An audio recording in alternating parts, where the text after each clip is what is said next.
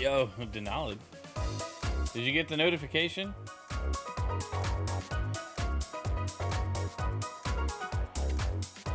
Welcome back. You did! Let's go. I'm also doing vertical on Twitch today. I reconfigured some stuff and it looks like it's a lot more stable than the last time I tried to do Twitch vertical. So, Welcome back. I was ready, but the poor Wi-Fi got me. Interesting. Well, if you're on mobile, let me know if you can see the vertical stream.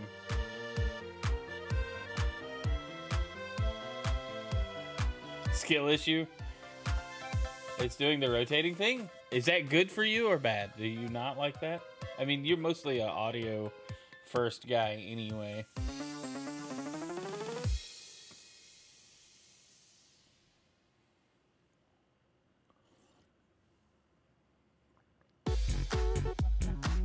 But anyway, welcome to the stream, everybody. Happy Monday. I'm like struggling this morning, y'all.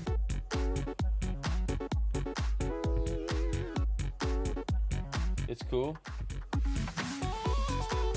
That's good. Glad it's cool. It's cool. Oh yeah, I should probably pull the other chats in. Refresh.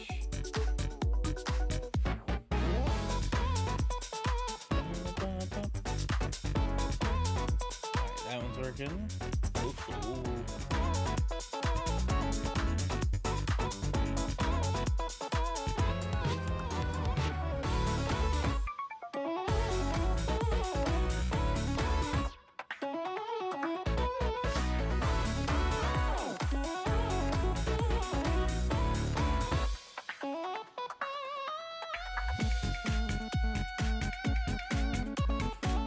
Pretty awesome. I'm glad it's working. I'm glad it's stable because I am pushing. Well, I'm actually reusing several encodes, so it's not hitting my GPU as hard. Maybe, I don't know. I don't know how that works.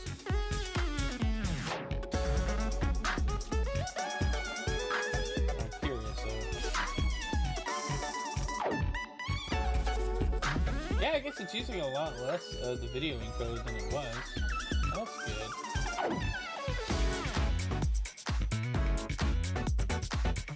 Alright. Well, we got game news to talk about today. So, let's shift her over to just chatting. Welcome in, everybody. Happy Monday. I hope you're having a good day. It was an interesting weekend. You know, kind of quiet on the news front, but there are things to talk about. We may have the Steam machine price, and if you're surprised by it, you might be disappointed by it. But if you're not surprised by it, you kind of knew what was happening, saw this coming, you won't be that surprised. Basically a long-winded way to say, yikes, you know? But I'm excited to dive into these news articles. We got quite a bit to talk about. I'm also going to hit the old record button, so we're going to switch into news mode pretty quickly here. But how's everybody's weekend? I hope you all had a good one. Ours was good and chill, and I like it. I like when we have a chill weekend.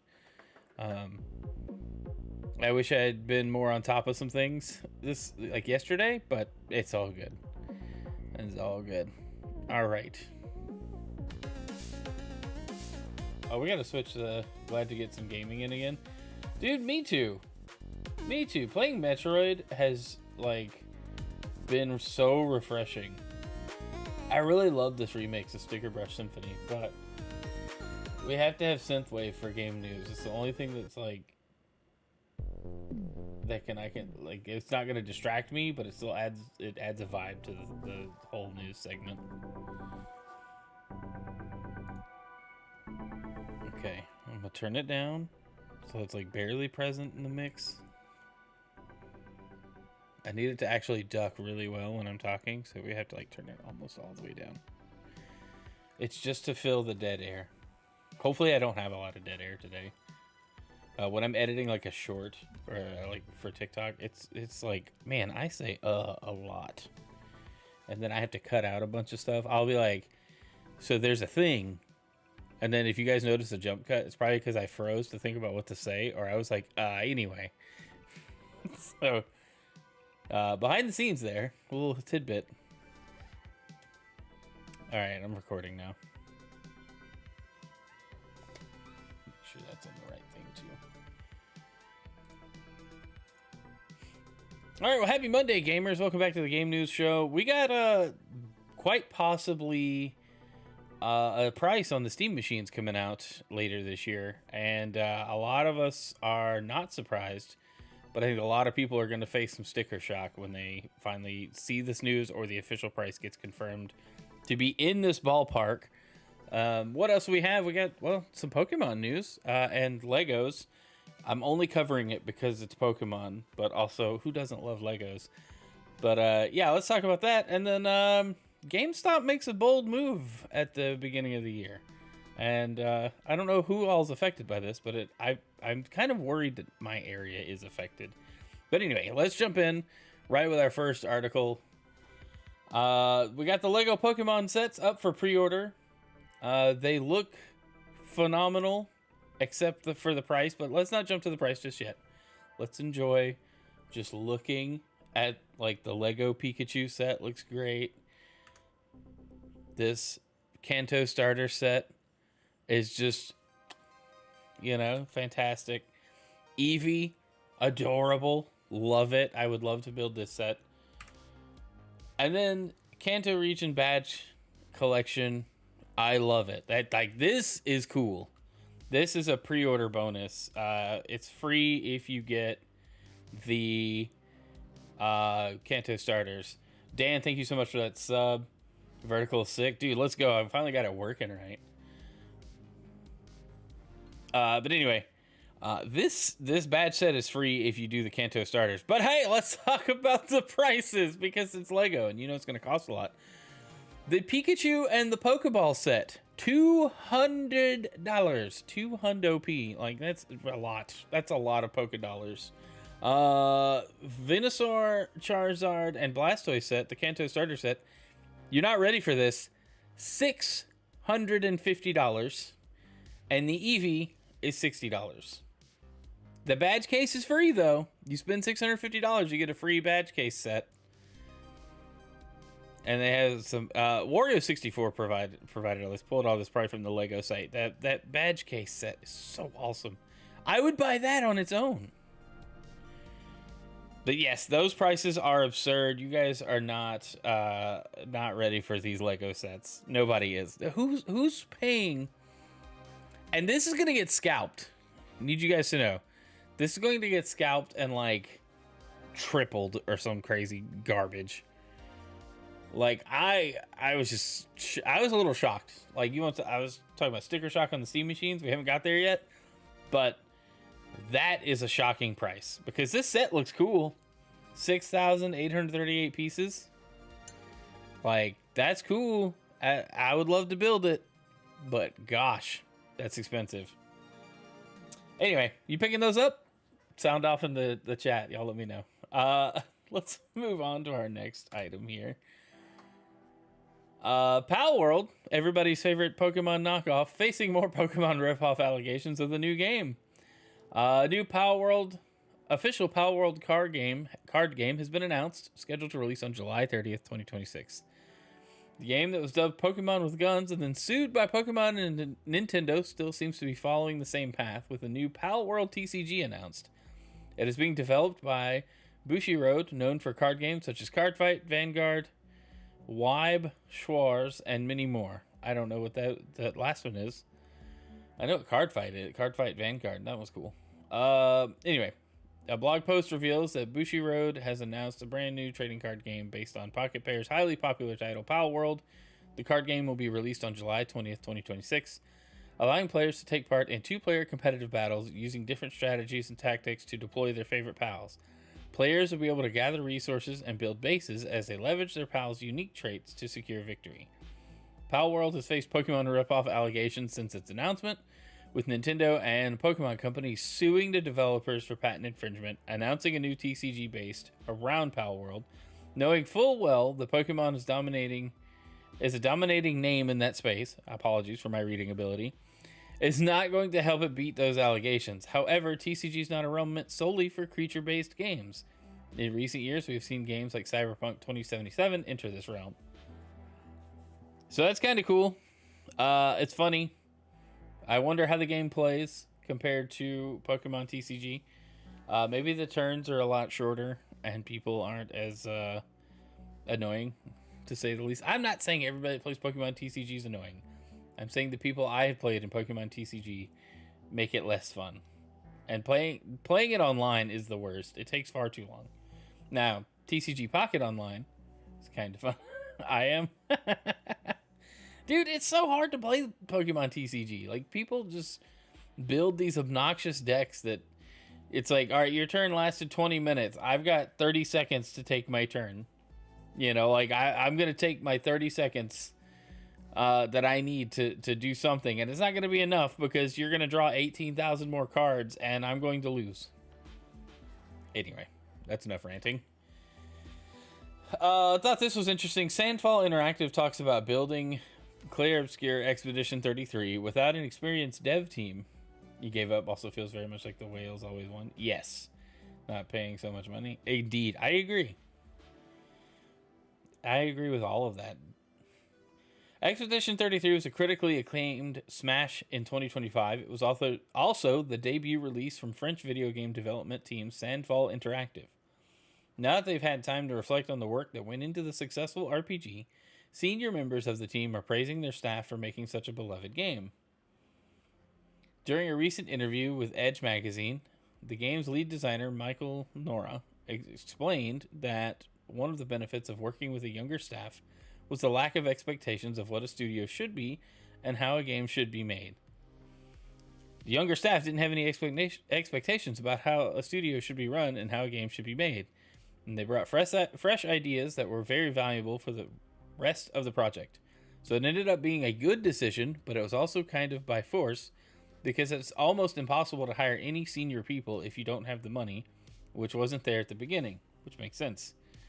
Game producer Francois Nouris also chimed in, saying that working with such a young team meant there were no bad habits brought to the project from other gaming companies, and the team had the benefit of learning alongside one another. Hey, Shadow, welcome in. Which is cool. Like, I think that's the best way to approach that. If you've got no bad habits coming in, you set the culture. You don't have to root out bad behavior, you know, or not necessarily bad, but just like bad habits picked up from working in a corporate culture. Thanks, Shadow. It was a good one. We were trying to create something new and even new skills from scratch. I'd say we basically did twice the work because we were doing things for the first time to that scale. But we had the opportunity to research and execute the best practices. I also worked a lot of collaborating and exchanging ideas with other teams in France and in Montpellier, where many other indie studios are based. I find this industry great. It's so collaborative among companies rather than competitive. We benefited a lot from sharing experiences. That's actually really cool. They reach out to other companies, other indie devs. Like, that's super cool. No wonder the game was a success. They just, like, approached it the best way. You know?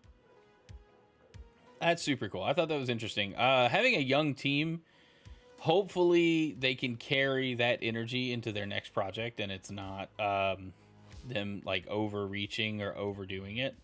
You know? They just naturally make another good game. Hopefully.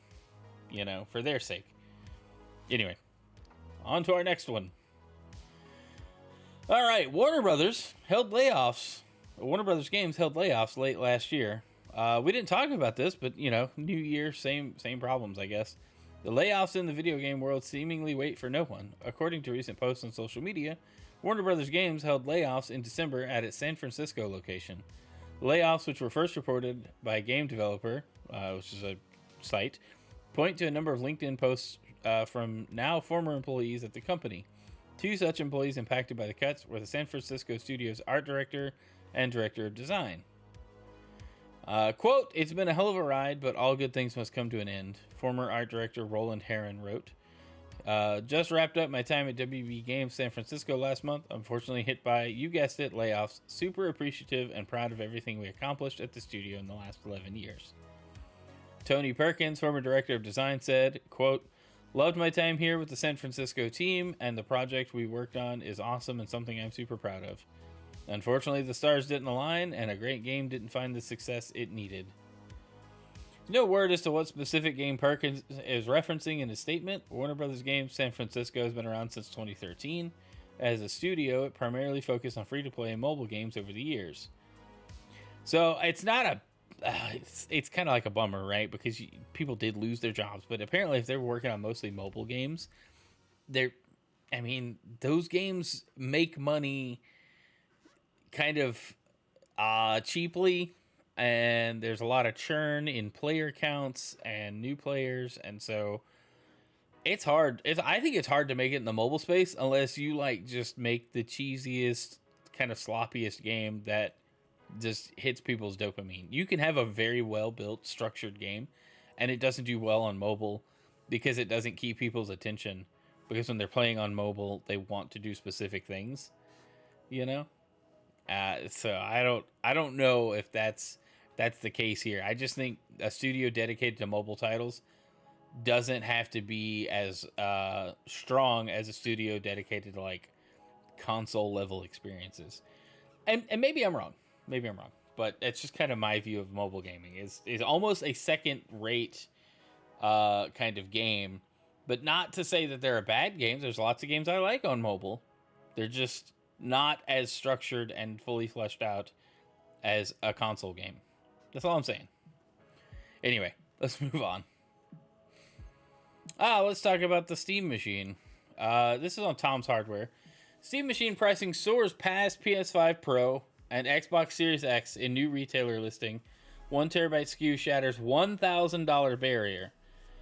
This is kind of what I started to expect. I was hoping for, around 700 realistically. But let's read on. Valve's console-like PC could set a new benchmark for premium gaming hardware. Valve has already unveiled the Steam Machine, but kept two crucial details under wraps: pricing and availability.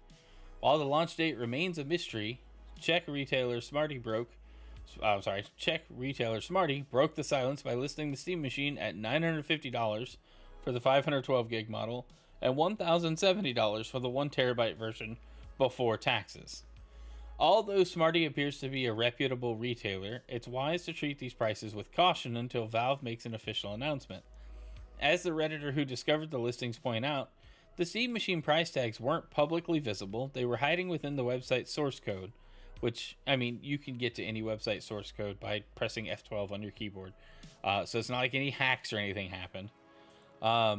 Meanwhile, Hajadan, a Czech user on X, discovered that Alza, one of the largest retailers in the Czech Republic, has also listed the Steam Machine at prices similar to Smarty. While the two discoveries lend some credibility to the numbers, they could be placeholders or estimates, so we still recommend you throw some salt over the listings. As a retailer, Smarty's listed prices naturally include the store's markup, which means they'll be higher than Valve's direct pricing. For context, the Czech store sells the Steam Deck OLED 512 gig version for $632.96 pre-VAT, while Valve offers the same configuration for $549. It suggests that Smarty applies roughly 15% markup to its products.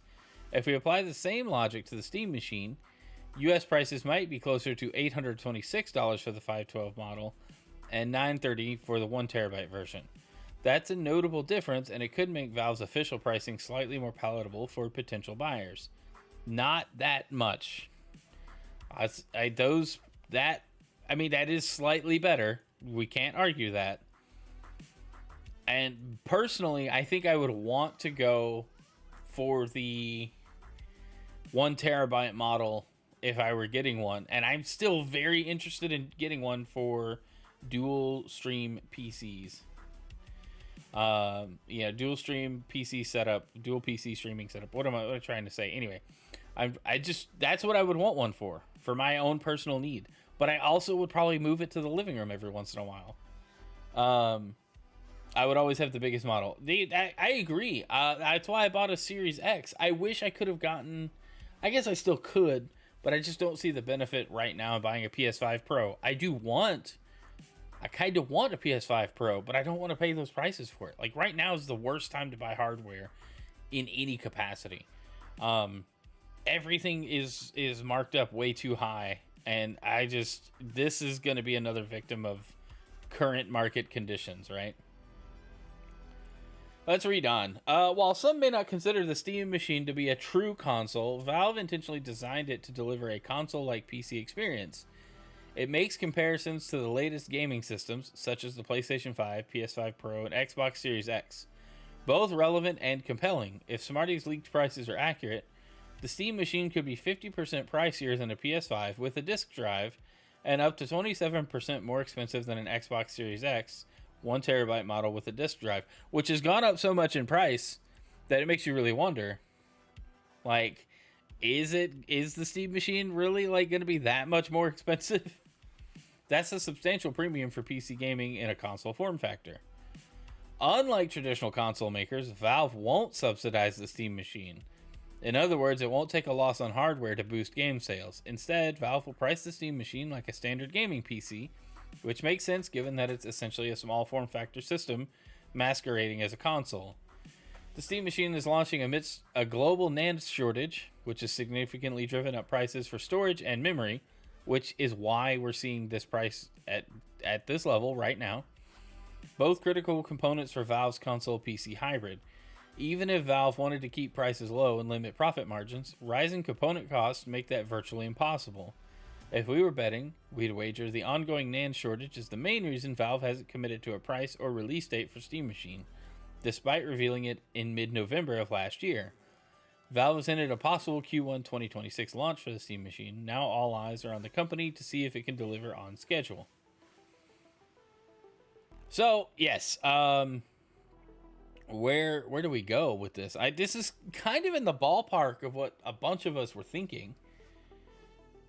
GameStop have any trade-up deals? I don't know.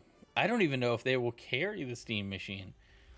Does anybody have any trade-up deals? Like, if I were to sell, like, a Series S, it would be, like, a couple $100 maybe. Maybe 150 off. Would still be better than not. But I don't know. Like, is it worth it? It could be. I'm still skeptical about the $1,000 price point. It's not that surprising, but I think it'll come in at just under. $950 might be the price, $900 for the 1TB version, but I could see it easily being $1,000 and Steam not batting an eye, just going, hey, it's market conditions are doing it, not me, and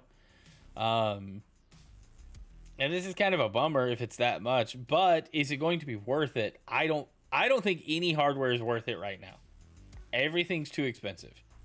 We're going to see phones and stuff this year going to be hard to get a hold of.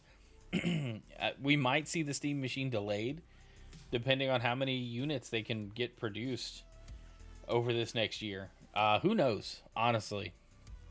But it is a bit of a sticker shock if you have not kept up with this and you only knew that it existed. Are you going to be excited? Are you as excited now that you know a potential price? Because it's still not official. But are you more excited or less excited? I guess it's hard to be excited for spending $1,000 on a small form factor PC like this. But are you still interested? That's going to be the big thing. I'm still interested. I still want to pick it up. I could set aside some pennies and stop buying energy drinks and, save up for a Steam Machine. But is that going to be enough? Like, is that still going to be worth what the Steam Machine is at its raw, performance level? Overall, I'd say the investment would be worth it. I tend to agree, Dan. I don't think it wouldn't be worth it. I just think all of the hardware right now is expensive, no matter what you're trying to build or acquire. Based on your Steam Deck purchase and the longevity of that's no-brainer. That's kind of what I'm thinking.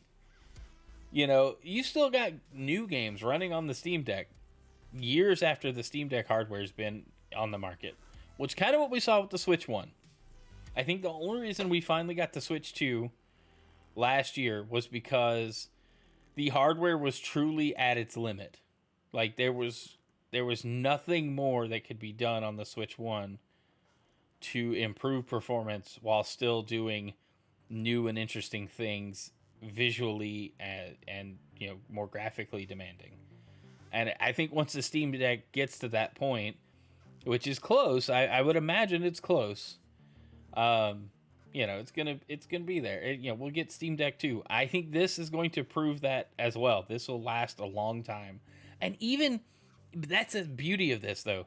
Even when the Steam machine is obsolete for gaming, it's still a PC. It could still run basic PC stuff. You could just run it as a headless server on your network if you wanted to. That would be an interesting use for it. I think that's cool. I don't know. I'm still picking one up. I'll commit to it. I'll still pick one up. Probably not at launch, but I'm definitely going to get my hands on a Steam machine at some point. It fits into my setup too nicely to ignore, and enables me to play a lot more games on stream without sacrificing the current stream setup or game performance as much. So I think that's going to be the middle ground for me. Is how much can I build up my current setup? Dude, being interested in it's good. I think you would benefit from it because you can get a lot of games for cheap and it'll work in your living room, and you'll have like this whole new world of gaming open up to you. Being a longtime console gamer, PC gaming does have a lot of advantages to it. And I like the hybrid that Valve's going with here. So I think even at $1,000, yes, it's expensive. If you have it and you're not putting yourself in a bind to get it, you should get it. If you have a need or find value in it, I think it'd be worth it. I just don't know, without knowing the availability and all this other stuff, because if it's limited, it's gonna suck. It's gonna get scalped and nobody's gonna be able to buy it. Can we upgrade the hardware later? It doesn't look like we can. It doesn't look like much is upgradable on this thing. I don't even know if you can add more storage internally. I think that's why they did the SD card slot on the front. It's all going to be USB expandable storage. Which, I mean, it is what it is, I guess. It is kind of locked down, but that's the nature of console-like experiences. All right, let's move on. We got a few more stories to cover. All right. If you guys forgot, Animal Crossing New Horizons gets a Switch 2 update next week. Version 3.0 should launch. It's getting a free 3.0 update alongside the paid Switch 2 edition of the game next week. There's some additional free enhancements for Switch players who revisit the game on the Switch 2 but don't purchase the upgrade. This is now highlighted on Nintendo's free updates page for existing Switch games. It notes how the original Switch version of New Horizons will get a visual update, optimizing visuals on the Switch 2 display and improving the image quality. So that's like the free update path for Animal Crossing on Switch 2. I'll probably pick up the upgrade for Switch 2 edition for $5 and play it. I was trying to decide if I want to do a new island or not. I don't think I will, but the question still stands. But yeah, in a few days, we'll get the January 15th. Animal Crossing is getting updated. So if you've put it down and you got a Switch 2, check it out. Even if you haven't gotten a Switch 2, the 3.0 update does add a bunch of content and might be worth checking out. So do that. All right, let's move on. Speaking of Animal Crossing, Tetris 99 has the first Maximus Cup of 2026 with an Animal Crossing theme that you can unlock. Welcome back. That's kind of cool. I like Tetris 99, and the Maximus Cups are super fun when I remember to do them. It's pretty easy to level up and unlock the theme. It's fun. Takes it could take anywhere from 30 minutes to an hour depending on how well you place. But I like these. I like that this game is still like getting support and still has players playing it, or some really good bots. I don't know. Anyway. All right. All right, so this old Xbox game just passed $300 million in revenue on PS5. Forza Horizon 5, which it continues to be a huge hit on PlayStation. Research from Alinea Analytics claims that the game just recently passed 5 million copies sold on PS5, works out to more than $300 million in revenue on PS5 alone for the 2021 game. Alania's Rhys Elliott said, the data proves why Microsoft is keen to release more of its own games on a rival platform like Sony's PS5. Xbox's move to third party is no mystery, especially given Microsoft's lofty profitability mandates. But as Microsoft does not keep 100% of the revenue, as Sony gets a cut for its platform fee, the industry standard revenue share is 70-30.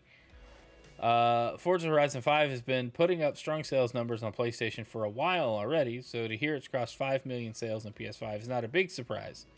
The next entry in the series, Forza Horizon 6, will be released on Xbox and PC first before coming to PS5 later on. I could see them accelerating this timeline, shortening that gap to almost nothing with the success of Forza Horizon 5.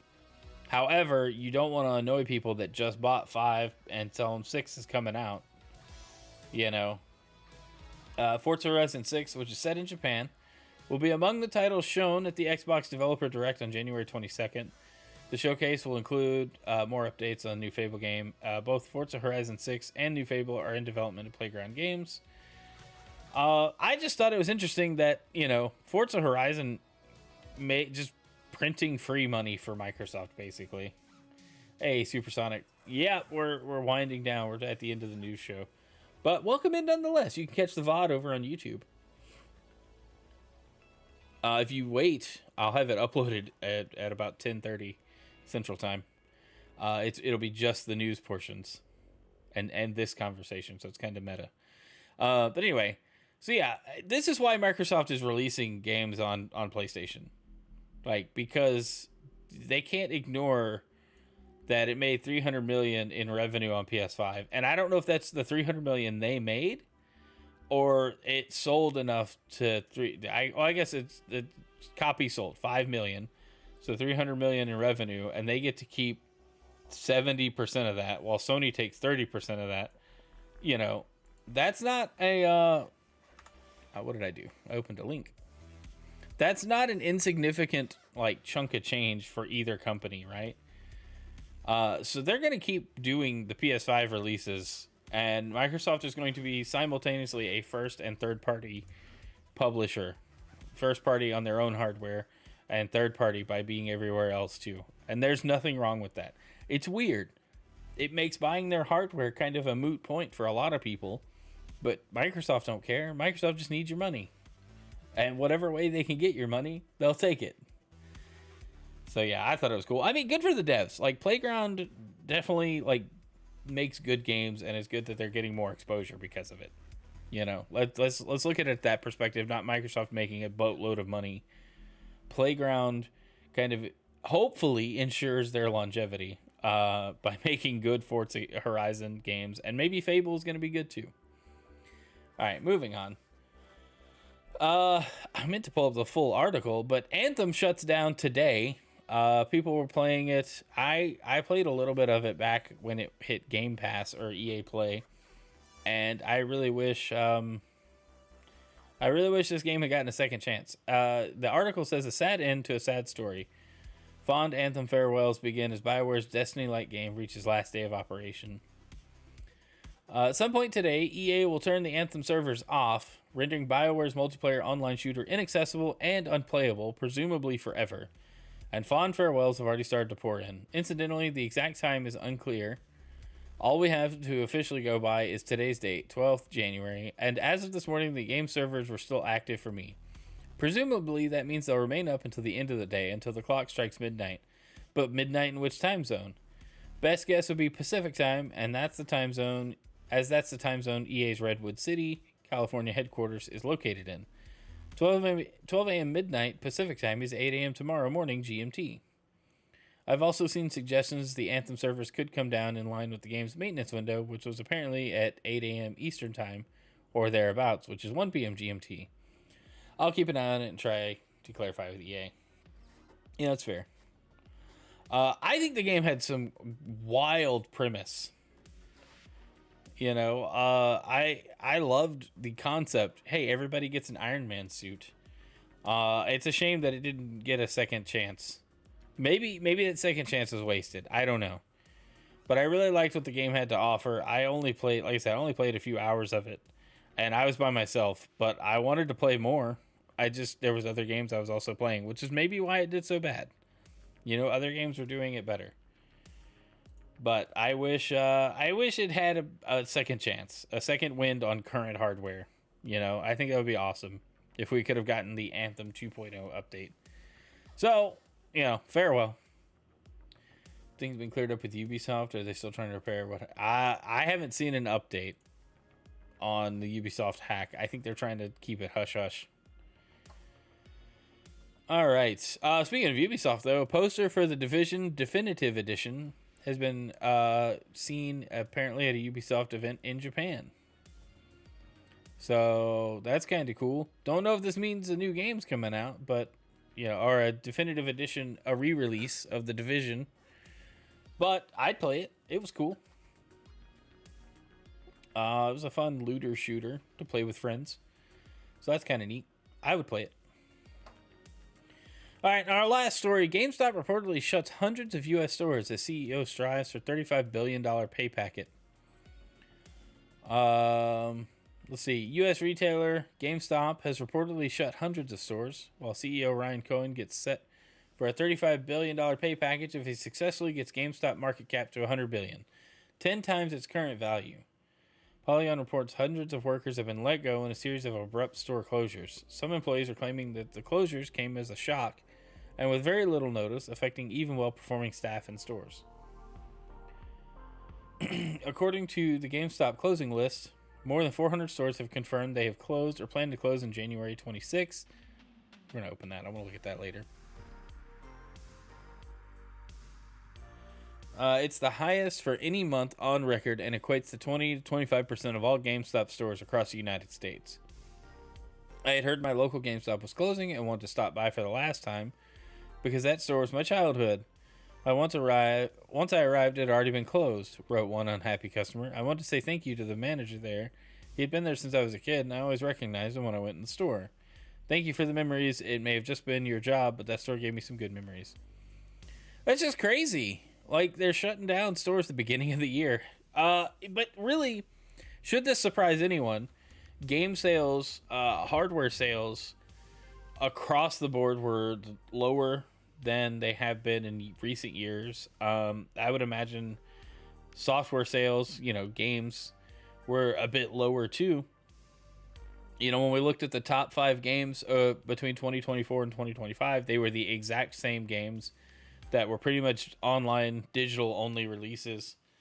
So this is just a sign of the times that we're in, and GameStop knows that their days are actually numbered as we move more and more towards a digital only future across all games.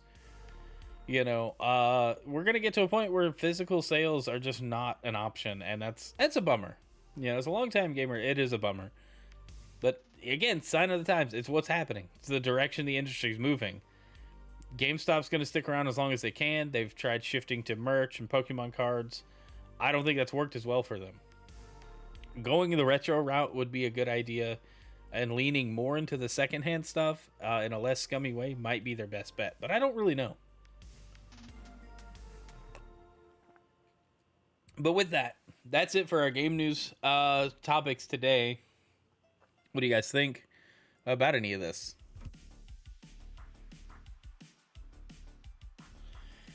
But yeah, that's it. I'm going to wrap it up here. If you're watching after the fact, thanks for being here. It's awesome. The support has been great. I love that you guys have been enjoying the morning news shows. But yeah, I'm going to go edit this now and post it up for a VOD format for you guys, and it'll be good. Thanks for watching. Be sure to subscribe, comment, and such. And yeah, thanks. That ending was terrible. I hate ending recordings while I'm still alive because it's like, I don't know what I'm doing. But the good news is vertical streaming on Twitch worked really well today. So if you're watching that way, I appreciate it. That's super cool. I don't know what the chat and stuff looks like. I hope it's good. I'm not sure. Just the fact that I got it working well. Having good internet helps because right now it shows that we're streaming at like 13K You know, like 13 megs. I don't know what the quality settings are. 1080p 60 or 360p 30. So, yeah, interesting. But anyway, all right, guys. Well, we'll find somebody to raid and call it a morning. I gotta go get started on work, and I gotta go get this news show edited down real quick. So, who do we send it to?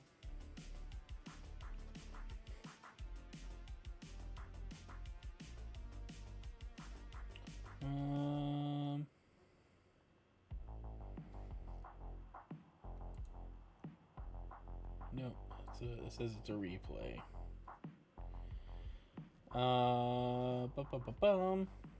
I don't even know. Good Clean Gamer. What's he playing? Winter Burrow?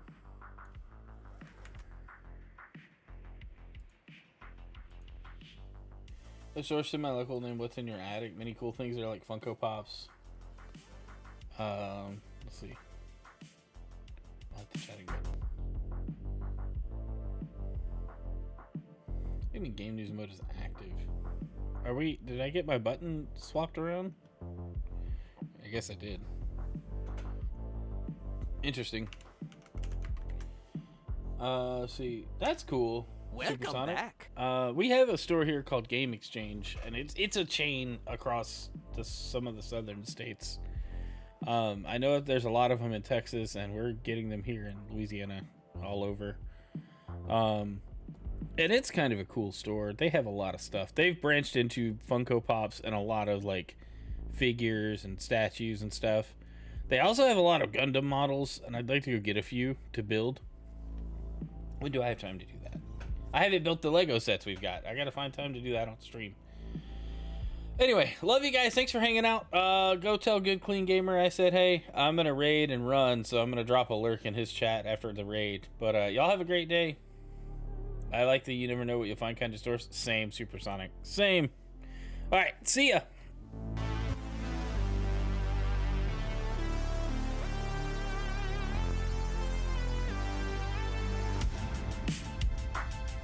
For food upgrade, I don't really